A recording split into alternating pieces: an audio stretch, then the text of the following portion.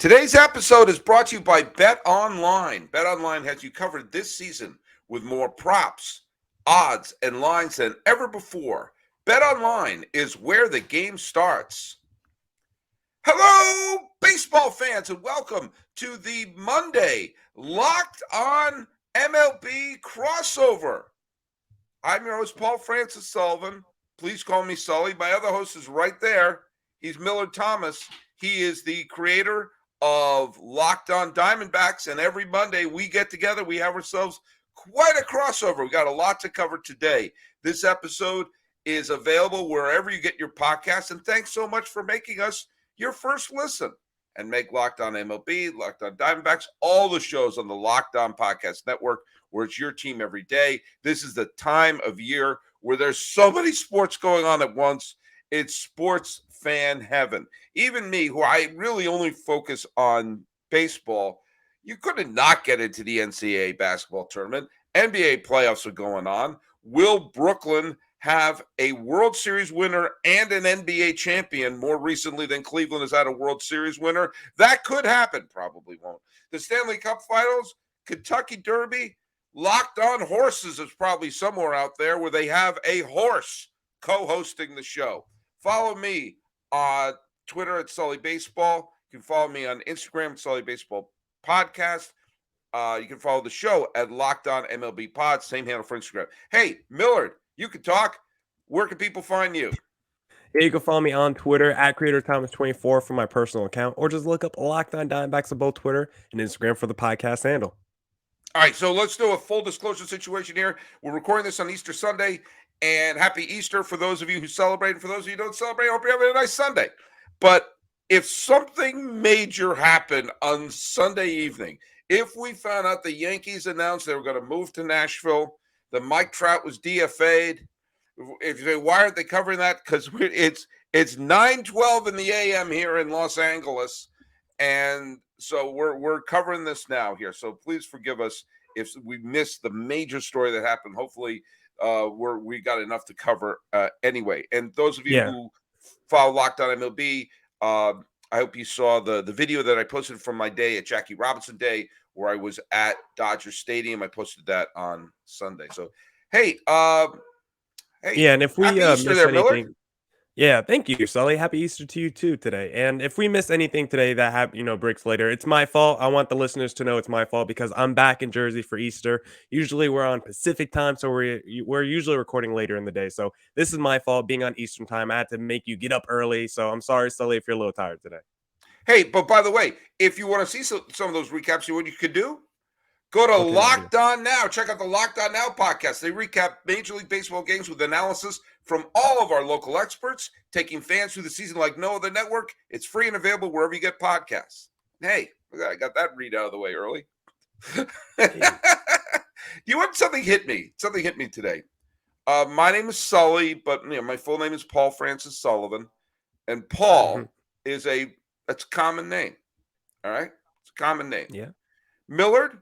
Not an exotic name, but not 13th as president. Common. Millard Fillmore, 13th president. What I was going to say is we've had a president named Millard, but we have not had a president named Paul. Yeah, I don't know why. It's really my only claim to fame with the name Millard is the fact that it's the 13th president. And this is where I'm going to make my announcement. I am indeed running for 2024, and I'm going to make my promise you a Built Bar in every home. That's my campaign promise. Make Built Bar great again? Yeah, make Built Bar great again. And you can be my Veep. There you go. Vote Sullivan Thomas. We'll be locked on votes. Okay. God, I don't know if I can handle another presidential election. Thank God that's done for a couple of years. Let's talk baseball. Let's talk baseball a little bit here. I'm ready. We've had an interesting couple of days. For those of you who follow my Twitter handle know that I do a thing called Who Owns Baseball, where I kind of cover who the best players of each day were, who had the best performance in the American League, the National League, both on the winning team and a losing team. I will tell you there's an interesting, at least for me, there's an interesting aspect of this year is that baseball does a lot of great turn back the clock events, turn back the clock. They just had a wonderful tribute to Jackie Robinson at Dodger Stadium. They had the statue unveiling for Tom Seaver at Citi Field. They love to turn back the clock in baseball. And two of the most interesting turn back the clock things that have happened in baseball this year is Clayton Kershaw and Justin Verlander have turned back the clock, and they say, hey, it must be 2015 again because let's be dominant. I mean, you and I talked, I think, privately about this, that I find the controversy about Kershaw being lifted a little silly because he was coming off of, he's 34 years old and coming off of a big injury. He pitched 7 strong innings. I think everyone would have been fine with it. It's just he was throwing a perfect game and people got all in the tizzy. Dodger fans are going to be much happier if he's healthy in October. But Verlander hasn't pitched. He pitched 1 game in 2020. He really hasn't pitched since winning the Cy Young Award in 2019. And he's looked terrific in this last game, pitched 8 strong shutout innings. I mean, that's like an acquisition for the Astros.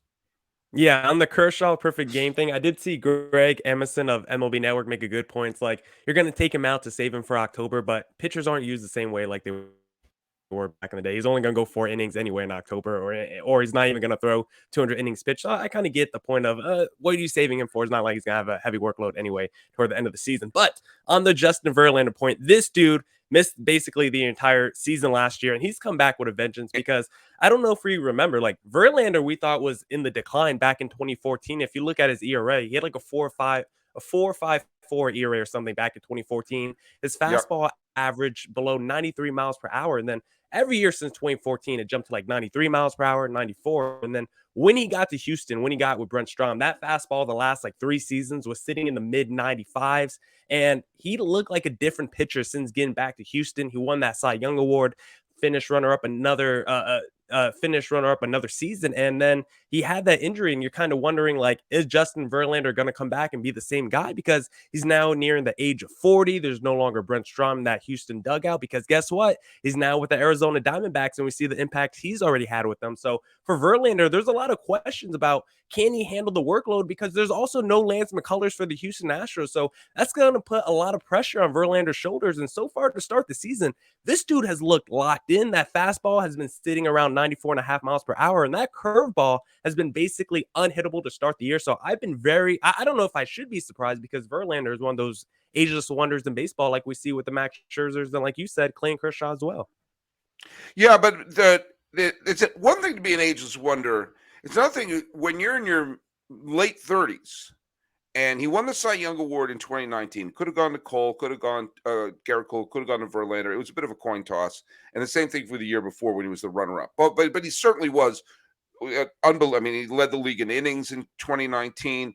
I don't care about wins if I want to talk about that in a little bit, because I think we may be at the point where we have to officially just eliminate the win stat altogether. He led the league in strikeouts in 2018 and struck out 300 in 2019, but he pitched 1 game in the COVID season, the opening day, and that was it. So he missed the rest of the COVID season, and he missed all of last year. And he's 39. When you're 39 and have missed 2 seasons, that's usually the time when you say, okay, that's it. I mean, you think about, I'll bring up a name here for Diamondback fans. Brandon Webb won the Cy Young Award in 2006, was the runner-up, and probably could have won the Cy Young Award in 2007. Peavy was tremendous. 2008, he was neck and neck with Lincecum, and Lincecum wound up winning, and I don't think anyone had any issues with that, but he was incredible. And then he pitched 1 game after that in 2009. That's it. Bye. End of career. Yeah, I think Brandon Webb is one of the biggest what ifs in MLB history, because he was basically done, like you said, by the age of 30, and he was basically a top 4 Cy Young candidate like the 5 seasons prior. 4. He was the winner or the runner-up for each of the 3 seasons prior to his injury. Yeah, the D-backs thought they were going to have a frontline rotation with him and a couple other guys. I think they acquired like Dan Herron around that time too. Like they thought they were building a superstar rotation around Brandon Webb, and it just all fell apart like pretty quickly. But that's how fast. I mean, and we brought up Lincecum. Lincecum won back-to-back Cy Young Awards. Basically, pitched the Giants to the championship against that stacked Phillies squad. And by 2012, he was a middle reliever. Yeah. And by 2014, he was a mop-up man. And the same with his Giants teammate who we're going to see on the ballot next season, Matt Cain. If you look at those two careers, because I've talked about this with Ben Caspick of Locked On Giants, just doing the Hall of Fame research. If you put their two careers side by side, they're very reminiscent. They're very there's a lot of parallels because they were both dominant, both Cy Young candidates, for those first 5 years of their career. And then you look by the time they're 28, 29 years old, right around the time they get those fat contracts, the wheels just fell off. And it was really shocking because that Giants rotation was so stacked back in the day. And Lincecum and Matt Cain were both out the league by the time they were 30, basically. And you take a look when you see these Cy Young candidates hit the mid 30s, whether it's Johan Santana, whether it's Cliff Lee, top 10 Cy Young finish in 2013, 2014, he only pitched 13 games, never pitched again. It could end that fast. And so when you see Verlander winning the Cy Young Award in 2019 and basically missing the next two seasons, now he's 39. Yeah, I wrote him off completely. I didn't care if he had a good spring training. So if he pitches well, and now look at, I don't expect him to be Cy Young Award winner, Justin Verlander, but if he's even pretty good pretty good Justin Verlander, that's like making an acquisition for the Houston Astros. And it was the depth of their rotation, which is what I thought was their biggest potential downfall going into the defense of their American League championship, and why I actually picked Seattle. But Verlander could be, I don't know, Verlander could make the Astros like an absolute surefire bet this October to go deep. And if you're going to make any bets, go to betonline.net, which is your number one source for all your betting stats and sports info. Look, we got the NBA playoffs going on. There's a lot of interesting stuff that's happening here. Soon the Stanley Cup playoffs are going to be happening. Are the Coyotes in it or no? Unfortunately not. I didn't think so. Okay, sorry about that, Coyote fans. But you still got baseball, and you got the Diamondbacks. They'll make you happy. Look at BetOnline is your continued source for all your sports wagering information, from live betting to playoffs, esports, and more. Head to the website today, which is betonline.net, and use your mobile device and learn more about the trends and action. BetOnline, that's where the game starts. And hey, I already mentioned about Locked On Now. I'm going to talk about him again. You want recaps of the game? Boom. They line them all up from the hosts of all the different Locked On MLB shows. Millard, you do a bunch of those too, and something good's happening with the Diamondbacks. You got the recaps of the game, the analysis from local experts, taking fans through the season like no other. It's free and available wherever you get your podcast. Hey, it's the Locked On MLB, Locked On Diamondbacks Monday crossover. Millard Thomas. Sorry to cut you off there. I had to get that ad read in there, but yeah, you see some of these pitchers like Kershaw and Verlander finding their game again. That could be a huge boost to some of these teams that have images of a pennant dancing in their head. Yeah, I'm sure the Dodgers need more of a boost because it's not like I'm sure they're a starving franchise and they need more talent incoming because it's not like they have enough on their roster already. So having Kershaw all of a sudden as your number 3 starter and he's looking like he's back in 2015 or whatever, it's really miraculous. I mean, we're going to see more aging pitchers pitch well later into their 30s just because of the way baseball is going. I mean, most of these guys don't go past 5 innings anymore. It's all about the long relievers and getting these guys out of their start after just 2 turns through the rotation. So I think we're going to see more of these star pitchers start pitching later into their 30s just because with technology and the way these pitchers are being handled now in today's game, I think it's just going to be more of a common occurrence. I don't think that's a hot take or anything. Hey, let's bring another person up who was a top 5 Cy Young contender in 2017, who fell in some hard times but has been great so far. Carlos Carrasco of the Mets. Carrasco, his first 2 starts, I mean, he's allowed 1 run in his first 10 2/3 innings, struck out 13 batters in 10 2/3 innings, only walked 1 unintentional walk. His ERA is 0.84. You talk about another great what if he was healthy down the stretch and was able to pitch in the postseason in 2016. Maybe the Indians win that World Series if they had one other decent starting pitcher. But as it's, that's for the Mets, who are nursing the possibility of not having DeGrom pitch for them for, I'm not sure for how long. In fact, they're getting Chris Bassett, Carlos Carrasco, Taylor McGill. Hell, their 4th best starter is Max Scherzer right now. And, if they get back Taijuan Walker and Jacob DeGrom, I mean, look, this is all about health. Everything is way too early, but getting contributions from some of those players early allows you to weather the storm of some of the big injuries. I mean, I'm not saying Carrasco is going to be there for the whole year and be great the whole year, but if Carrasco kind of holds the ship and goes those, gives them 5 solid innings every start, it'll allow them. I mean, the Mets are off to a great start. They're 6-3. And that even includes a blown game they had early on the season. You need to pile up these wins early, especially to weather a potential downfall later. Yeah, and we're recording this 12:30 p.m. Sunday Eastern time. So we don't even know about the result of today's Mets game because they're playing the Arizona Diamondbacks. And if the D-backs win today, they get their first series win of 2022. So there's still a lot on the line for the Mets today. So let's not sing too many praises for the New York Mets. But like you said, Carlos Carrasco, I thought that was maybe the most underrated part of that Lindor trade, getting Carrasco back, because he was a Mhm. really fantastic pitcher for the Guardians the last decade plus. Like, he's a legit mid rotation number 2, number 3 starter, and he's been like that for the last excuse me, my words are getting too scrambled. He's been like that Easy for for like you the to say. last yeah, I gotta take a breather. I don't know. I'm so hyped up today. He's been like that for like the last 7 or 8 years. So Carrasco's been a very good pitcher for a while. And you look at that Mets team. I think the biggest thing that stuck out to me about that Mets team as opposed to teams of years past is, like you said, they could weather the injuries. The depth on that team, because they went out there this offseason getting the Starling Martes, the Marcanas, the Eduardo Escobars. All those guys have been fantastic for this team to start the season. Escobar has been phenomenal. Marte's been phenomenal. And those are guys that they didn't have in the past. Those are guys that could add a different dynamic with Marte and that speed, Canna and athleticism. Then you get that power from Fogo.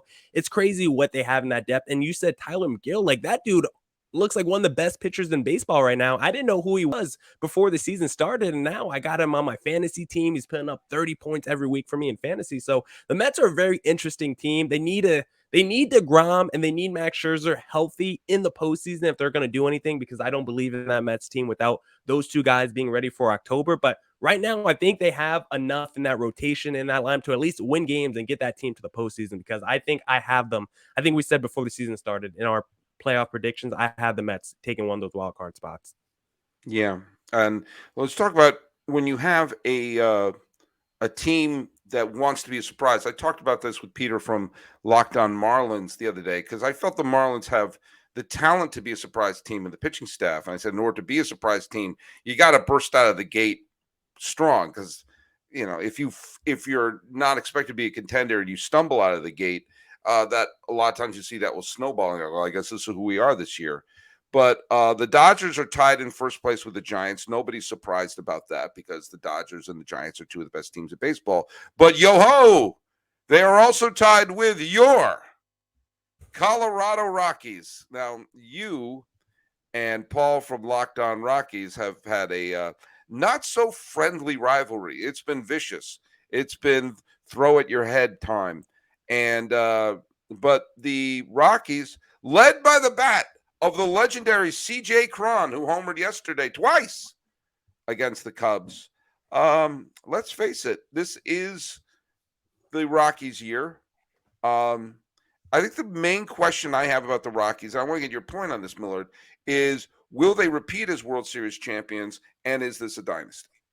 Yeah, I think we're entering the Rockies era of baseball as it currently stands, the Chris Bryant era, the CJ Cron era of baseball, because I don't know what's going on with this Rockies team. I don't think they're hanging any banners anytime soon. I still think they're going to finish below the D-backs. I know it doesn't look good right now. I know there's been a lot of blood, sweat, and tears between me and Paul Holden in this rivalry, but this Rockies team, I got to say, it's been pretty good to start the season. And their biggest key right now to this team is their bullpen, which I think has the best bullpen ERA in Major League Baseball. It's like a 1.53 ERA It's right now. really Like, good. that bullpen, yeah, that bullpen Yeah. has been insane. And doing that in Colorado at Rockies Field, in Coors Field, where the ball seems to travel out of there, it's really crazy what that pitching staff has done so far. And CJ Cron, like you mentioned, he's not going to get talked a lot in baseball circles because he plays in Coors Field. He plays for the Rockies. He's not a really big name, but CJ Cron is off to a fantastic start. I think he leads Major League Baseball in home runs right now. He's tied for the lead with like 4 home runs. So CJ Cron is someone to watch because he's coming off a fantastic season last year where he had like over 900 OPS and 30 home runs. So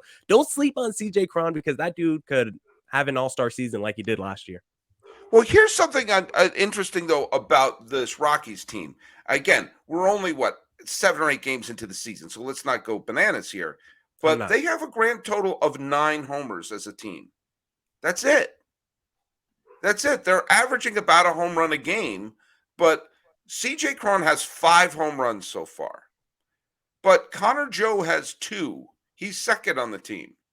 And Alan Trejo has a homer. Elias Diaz has a homer. And that's it. Brian hasn't homered yet. Iglesias hasn't homered. McMahon hasn't homered. Randall Grichuk hasn't homered. So that it hasn't been, save for CJ Cron, it hasn't been about them launching the balls out of the yard. They're getting a bunch of doubles and triples. They're just getting a bunch of hits. And, look at we're not even 10 days into the season, and the worst teams in baseball can have a good 10-game stretch, and it's magnified when it's the first 10 games of the season. I grant you, I don't think anyone's picking the Colorado Rockies to be a terrific team, but the thing that needs to be remembered about the Rocks is last year, if they played decently on the road, just one game under 500 on the road, they would have been a mid-80s win team and been a wild card contender. Well, so far they've won the first 2 games they played on the road. So they've already shown that, okay, can we win on the road? Well, so far they've won the first few. And that's the key for this entire year for them, is to be mediocre on the road, because that could lead them to an 83-84 win season, which, if a team folds or a team slumps, might be enough to keep them in contention. And suddenly Chris Bryant looks like a genius. Yeah, because we know they're going to slug at home. That's not surprising. That's what the Rockies do at Coors Field. And one of the things that was really surprising, if you look at their splits last season from their starters, I think their Marquezes and the Freelands of the world, they actually pitched better at home as well. Their ERAs were better at home, which is not something you would expect being a Rockies pitcher. You'd be like, oh, I'm pitching at Coors Field. My home road split should probably lean toward the road, but that's not true. Their starters last season were actually better at home. So if the starters are pitching better on the road and then that offense actually travels on the road as well, yeah, maybe this team could be a mid-80s team like could have been last season, but it's a lot of what ifs with this Rockies team, so we'll see. But when you said 9 home runs as a team, you had a little bit of a condescending tone on that. But remember, Sully, I watched the D-backs. So if the D-backs had 9 home runs so far through the season, like when you said 9, I was like, whoa, that's a lot of home runs. The D-backs only have 7 home runs on the season, Sully. So when you said 9, I was like, whoa, that's a lot right there. But keep in mind, that's where 6 of their first 8 games have been played at Coors. Mm-hmm. So, you even said the balls go flying out of there. So, well, with the exception of Cron, it hasn't been. No, it hasn't been it. And one of the reasons it hasn't is because that dude who was supposed to be the next great shortstop, who's one of the top 5 prospects for like the last 10 years, Brendan Rodgers, he's on one of the most incredible paces of strikeouts right now to start the season. So they need to get some production from their other spots in their lineup. I mean, Chris Bryant, he's been pretty good to start the season. He's lived up to the signing. CJ Cron has been pretty great as well. But I think Brendan Rodgers is someone, because when you have a dude who's like literally a top 10 prospect for like 3 or 4 straight years, and to see that dude just struggle so mightily on the major league level, like we've seen with Jared Kalenic and some other rookies the last couple years, it just really kind of disheartens you, I think, as a Rockies fan, because you see these guys come up through your system and you expect them to be great. You see all the rankings, you see the scouting reports, and then they just kind of falter, and just kind of disheartening. So I think Brendan Rodgers is someone that could be a huge boost to this Rockies team if he starts to pick it up in the second half of the season. Or, I mean, we're only 10 games in, so if he starts to pick it up at any time from here on out. All right, and I also wanted to say there's the other team that's tied with Los Angeles for the top of the NL West are the Giants, who they lost Gosman as a free agent to Toronto, and they picked up Carlos Rodon, which may have been looked upon as a risky move, because Rodon had a wonderful first half of the season in Chicago, but by the time the playoffs rolled around, he was a non-factor. And the Giants took a chance with him, and a couple of starts in, he has 21 strikeouts, which leads the National League right now. He's 21 strikeouts in 12 innings with 21-4 strikeout to walk ratio. He pitched very well yesterday, and the Giants are keeping pace with the Dodgers and with the Rockies at this point. One other person who's had a nice, at least last few games, Shohei Ohtani. Has hit 3 home runs in the last 2 games. Texas. Yeah. Yeah, I don't know if we want to talk about, was it Texas versus the Angels where Joe Madden walked Corey Seager with the bases Yeah, loaded? yeah. I Let's mean I mean, what is Joe Madden trying to get fired? I mean, we can stay on that for a second if you want, because I think everyone in baseball was like, "What's going on?" I mean, it's the Rangers, it's bases loaded. It's not like Corey Seager's Barry Bonds. Like, why are you doing this exactly? yeah. I think it was a move of Joe Madden saying, "Fire me, Angels, please, just let me go." It was a very strange move. I remember when Buck Showalter walked Bonds with the bases loaded. That was in a game where, but that made sense. But because I remember seeing that game, the Giants. I mean, Bonds obviously was the best player in baseball. Bonds, yeah, that's all you have He's to say. It's Bonds, Bonds. and this was before super pumped up Bonds, but still he was, the first person to hit 400 home runs and steal 400 bases before he ballooned up, and there was nobody else in the lineup that came close to him. The bases were loaded. They were down. The Arizona's was up by 2 with 2 outs at the ninth, and Showalter realized, okay, if Bonds gets a single, the game is tied. If Bonds gets an extra base hit, not even just if he hits a home run, obviously it's over. If he got a double, it's over. So if I walk him, we still have the lead, and we don't have to face Barry Bonds. That move made all the sense in the world, and it worked.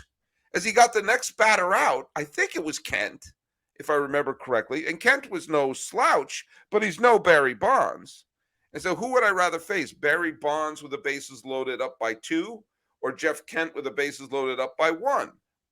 That's a pretty easy decision, and he wound up being vindicated for it. I don't understand because they were already losing at this point, and Corey Seager's a fine player. Hmm. But if you got a major league pitcher up there, get him. I mean, to get him, this is not Mike Trout. This is not Ohtani. This is not Vladdy Jr. And it was such a weird moment in the game that it happened. As I said, we remember that Showalter thing, but it was the correct move for him to do. I don't get what's happening here, and look I don't know if Madden wants out of the Angels. This is his 3rd season with the Angels. They haven't sniffed contention, even though they had expanded playoffs for the first year he was there. And last year they were a sub 500 team. And even though they have the 2 most exciting players in baseball, I don't think anyone sees them as a contender this year. I can't imagine why he'd want out. I mean, he came up through the Angels organization as a coach, briefly was interim manager twice in the 90s. He's a Hall of Fame manager who's been handed 2 MVPs. You would think he would say, I want to be here for the long term. I want to win here. But it is a surreal move that he did. Yeah, I mean, he was with Tampa Bay, one of the smartest, if not the smartest organization in baseball, had pitching coming up through the farm system year after year. We've talked about it a million times. They're a freaking machine when it comes to pitching, but now he goes to Los Angeles and they struggle to find pitchers. Like his best pitcher is also his DH. So I think if you're Joe Madden, it's like, can I trust this organization to put the best team on the field? We have the 2 best players in the sport, and they've never been able to figure out from a front office standpoint, from a pitching standpoint. So if I'm Joe Madden, it's like, yeah, I got the 2 best players in the sport, the 2 players in the sport, but the front office can't field a team to help me win games. Then why should I stick around if it's never going to materialize into anything? Keep in mind, he was the manager for the Devil Rays the first couple of years, then they stunk. Right. But then he was there when they turned around from being a 96 loss team in 2007 to a 97 win team in 2008, where they went to the World Series.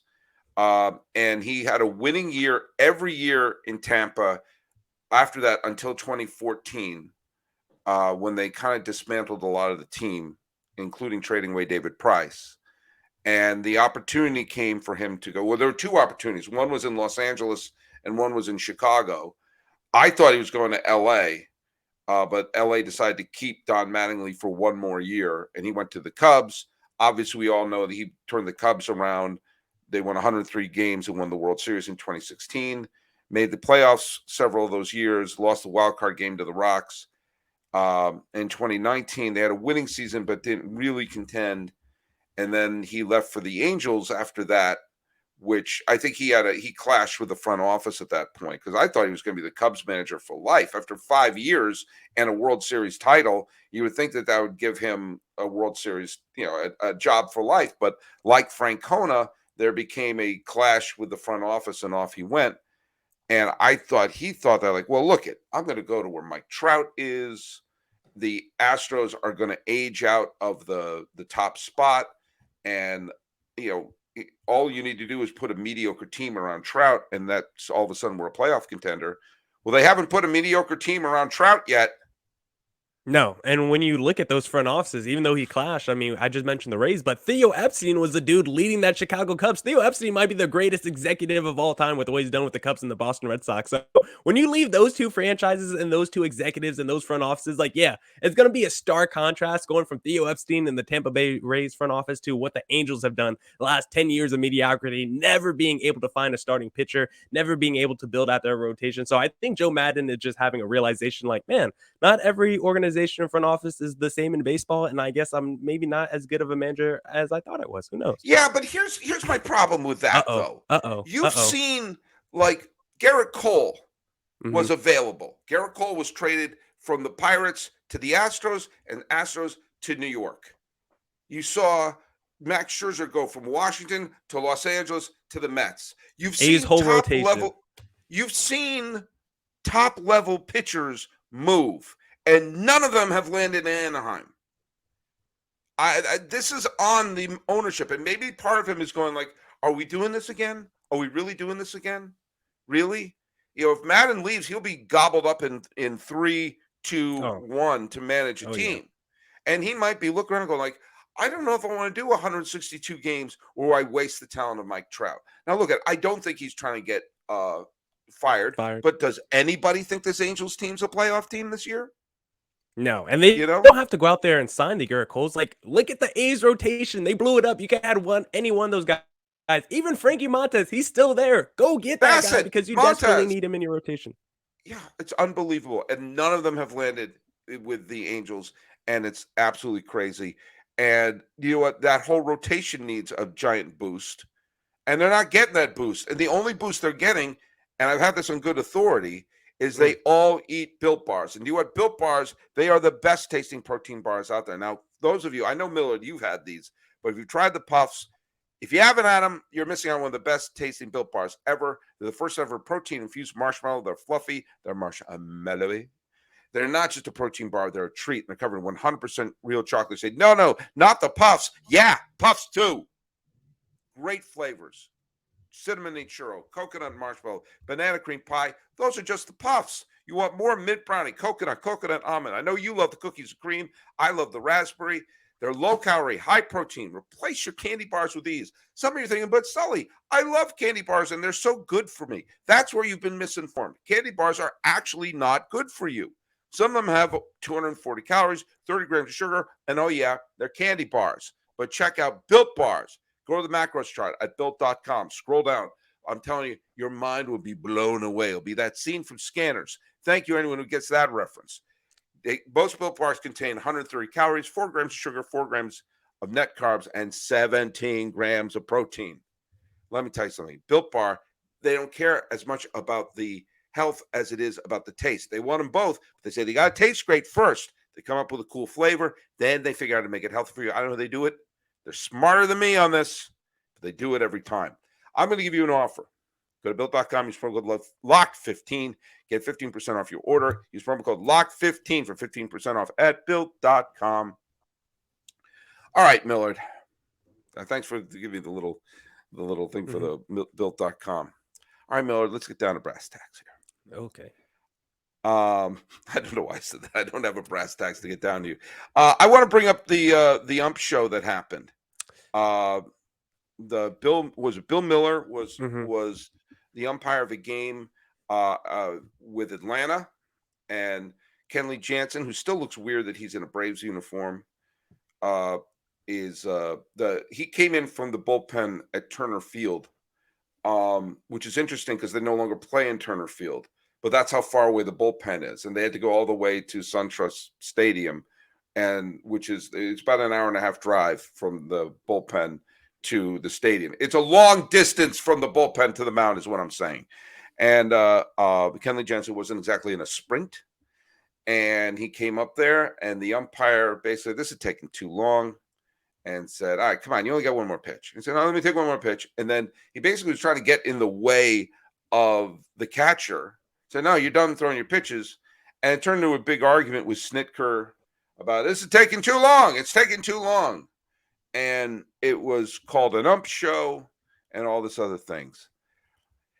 I have some thoughts on this, which may not be where everyone is landing. But what did you think of when you saw that ump show? I don't want to put any thoughts. No, let me give the take that the people want to hear, because umpires need to realize they need to have self-awareness. They need to have some self-realization, because robotic umpires are on their way. And if I'm a real umpire right now, I'm not trying to stir anything. I'm not trying to cause any problems. I'm not trying to raise any tensions with these players, because we might be out of a job in a few short seasons. I think the Atlantic League or the minor leagues are already doing the electronic strike zone. So these umpires, their back is against the wall. Their jobs might be on the line. And the last thing I want to do is tell a pitcher he can't have one more extra warm-up pitch. And that could be the difference between me being here this season and a robot ump being here next season. So if I'm Bill Miller, if I'm any umpire in baseball right now, I'm doing everything I can to make these players happy, these managers happy, because I want to keep my job, because I know these robotic umps are on my ass and they could be taking my job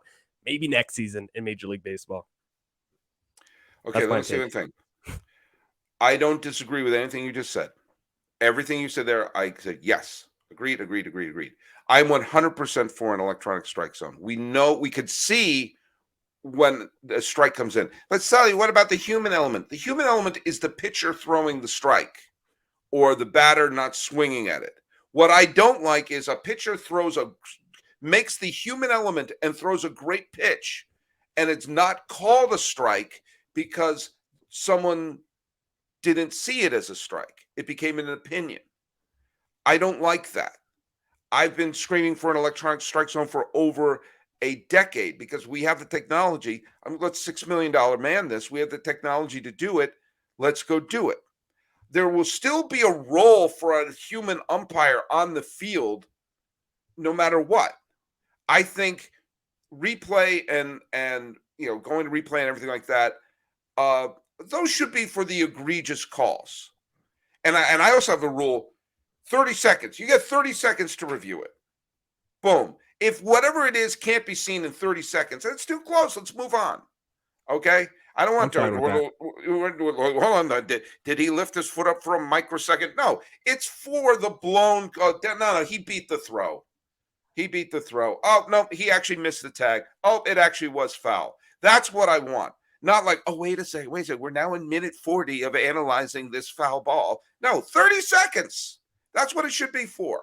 And you have the umps making the call, fair ball, fair, safe, out, all these different things, things that a robot can't do. There's a lot of things that a human umpire can do. So don't be also paranoid about you losing your job. Yeah, it'd be maybe less stressful that you don't have to worry about calling the strikes. Okay. But here's the deal. The umpire obviously was an ump show. And we don't pay to see the umpires. And of course, the great irony is he wanted to pick up the pace of the game. And by doing that, he ground it to a halt.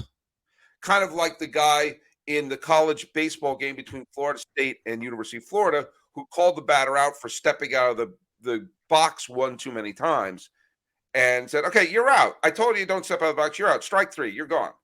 And it caused a delay. Confusion and delay for those of you who are fans of Thomas the Tank Engine. All this is true, ump show and everything. However, a point was made.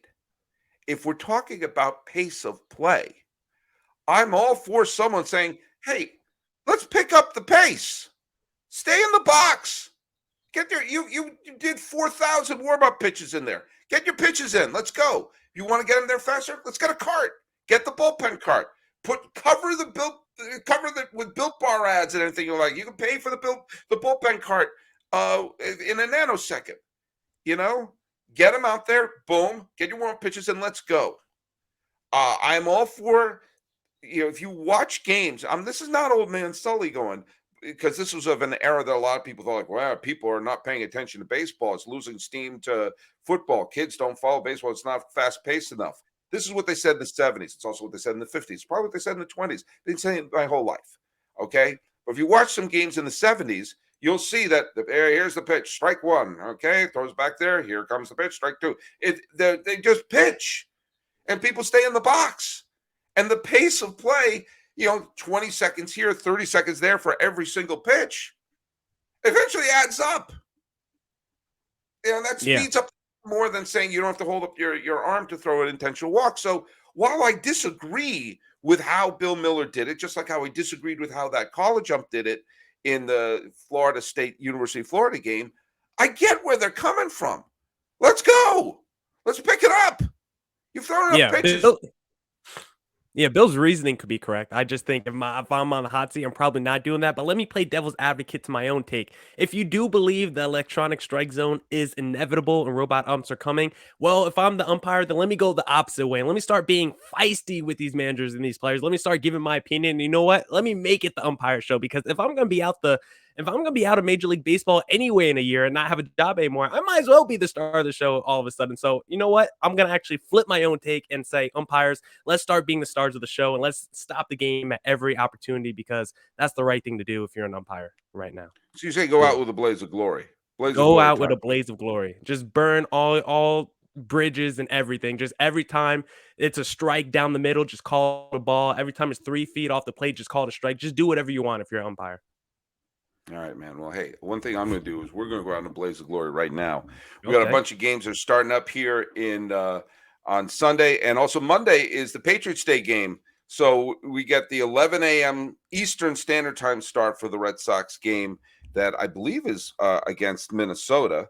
It's a great tradition in Boston. Yeah, it's against the Twins. It's a great tradition in Boston. Obviously, the tragedy happened in 2013 that accentuated the people's resolve to have this wonderful day of Patriots Day, honoring the battles of Lexington and Concord, the Boston Marathon, all this great stuff that happens. And so it's an 8 a.m. start here in California. I love having baseball at 8 a.m. So by the time you're listening to this on Monday, Bundy and Hill are probably already starting. So there you go. But hey, Millard Thomas, host of Locked On Diamondbacks, tell people where they can find your show. Yeah, follow me on Twitter on my personal account at CreatorThomas24, or just look up Locked On Diamondbacks, both Twitter and Instagram, for the podcast handle. Look at that. That easy. Yep. And the Diamondbacks are going to be playing the Nationals. And I think it's Bumgarner pitching on Monday. So that should be an interesting matchup. And down the 110 from where I'm sitting right now, the Dodgers are going to be playing the Braves in a rematch of the last two National League Championship series. So that should be an interesting series going on. You could follow us at Locked On MLB Pods on Twitter and on Instagram. I'm your pal Sully. I'm at Sully Baseball on Twitter, Sully Baseball Podcast on Instagram. Hey, we did another good crossover, man. This was a lot of fun. We covered a lot of ground. We did ump shows. We did the rise of the Rockies. We did the resurgence of Verlander, Carrasco, and Kershaw. I think we brought up Ohtani, but I don't think we actually said anything about him. I don't think we talked about it. He had 3 home runs in the last 2 games, and we'll see he probably hit 4 home runs on Sunday. So it's good to see him getting back, and we're wondering if Joe Maddon's sabotaging his own career right now. He said, I'm out. And I'm not going to Disneyland. I feel like I gave a quick shout out to Vlad Guerrero Jr. He also had a phenomenal week. Had that one game against the Yankees, 3 home runs in a day. Dude is phenomenal. Oh, yeah. Shout out Vlad Guerrero Jr. Yeah, we talked a little bit about CJ Krohn. Francisco Lindor is starting to hit the ball quite well. Thank you very much. And Manny Machado is hitting. Got a 5-hit day the other day. So we got a lot of great baseball going on here. Let's keep it going. We're in mid-April. This is the locker. Let's do our fist pump, man. Fist pump right here. Can you do a fist pump? I'm in California. You're in Jersey. Mm-hmm. You're in Jersey right now. 2 coasts. Coast to coast. Coast to coast, Locked On crossover for the 18th day of April. Happy Easter for those of you who celebrate. Happy Patriots Day, everyone there in Massachusetts. I'm your pal Sully, and this is the president, Millard Thomas.